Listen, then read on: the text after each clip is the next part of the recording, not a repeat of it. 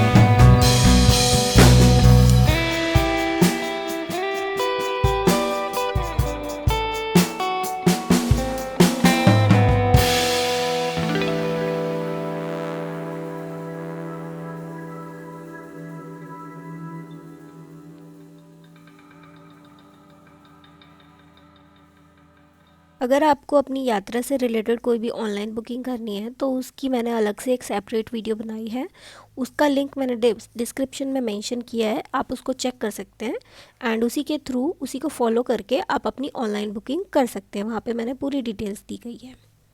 अर्धकुंवारी पहुँचने के बाद सबसे पहले आपको पर्ची लेनी होती है गर्भजून की गुफ़ा की। गर्भजून की गुफ़ा में मिनिमम जो वेटिंग टाइम पीरियड होता है वो 24 आवर्स होता है। लाइन में लगने के लिए कोई भी एक इंसान लाइन में लग सकता है, पूरे फैमिली मेम्बर्स को लाइन में लगने की ज़रूरत नहीं है। तो आप पर्ची लेकर या तो अपनी यात्रा कंप्लीट कर सकते हैं, वैष्णो देवी माता के दर्शन कर सकते हैं, उसके बाद भैरव बाबा के पास जाने के बाद आप वापस भी आ सकते हैं, तब तक आपका नंबर आ जाएगा। लेकिन अगर आप वहीं पे स्टे करना चाहते हैं तो आपको कोई भी रूम या फिर डोरमेट्री बुक करना पड़ेगा। लेकिन इसका जो टाइम पीरियड है वो 2 महीने पहले ही बुकिंग स्टार्ट हो जाती है, जो कि बहुत जल्दी फिल भी हो जाती है, तो आप उसके थ्रू कर सकते हैं। श्राइन बोर्ड की वेबसाइट के थ्रू ही आप हेलीकॉप्टर की बुकिंग कर सकते हैं और रोपवे का भी बुकिंग वहीं से कर सकते हैं, जिससे कि आपका ज़्यादा टाइम वेस्ट नहीं होगा। अर्धकुंवारी से भवन के रास्ते में आप ये सारे व्यूज़ एंजॉय कर सकते हैं और अपनी यात्रा पूरी कर सकते हैं। भवन पे भी अगर आप चाहें तो रूम बुक कर सकते हैं, डोरमेट्री बुक कर सकते हैं, सेम श्राइन बोर्ड की वेबसाइट के थ्रू। भवन पहुंचने के बाद सबसे पहले अगर आप चाहें तो वहाँ पे जाके स्नान गृह में नहा सकते हैं। नहाने के बाद में आपको आपके जो भी रिलेवेंट सामान हैं, जैसे आपकी बेल्ट हो गई अगर वो चमड़े से बनी हुई है, या शूज़, तो इन सभी के लिए एक सेपरेट लॉकर रूम बने हुए हैं, आप उसमें जमा कर सकते हैं। साथ ही साथ आप वहाँ से प्रसाद भी ले सकते हैं काउंटर से, जिसका बहुत चीप रेट है। 100 रुपये में आपको नारियल का प्रसाद मिल जाता है, जिसमें आपको सारा प्रसाद मिल जाएगा। माता वैष्णो देवी के दर्शन करने के बाद अगर आप चाहें तो वहाँ पे आरती में भी शामिल हो सकते हैं, जिनके अलग अलग चार्जेस हैं। अगर आप बैठ के आरती करना चाहते हैं वहाँ पे तो उसका रेट जो है वो 1000 रुपीज़ है। लेकिन जहाँ पे माता वैष्णो देवी पिंडी रूप में विराजमान है वहाँ पे आपको 16,000 रुपये देने होते हैं, और नवरात्रि टाइम पे अगर आप जाते हैं तो वहाँ पे रेट अलग है। भवन से जाते टाइम प्रसाद का ध्यान रखें, वहाँ पे बहुत सारे बंदर होते हैं, तो आपके हाथ से वो प्रसाद ले जा सकते हैं।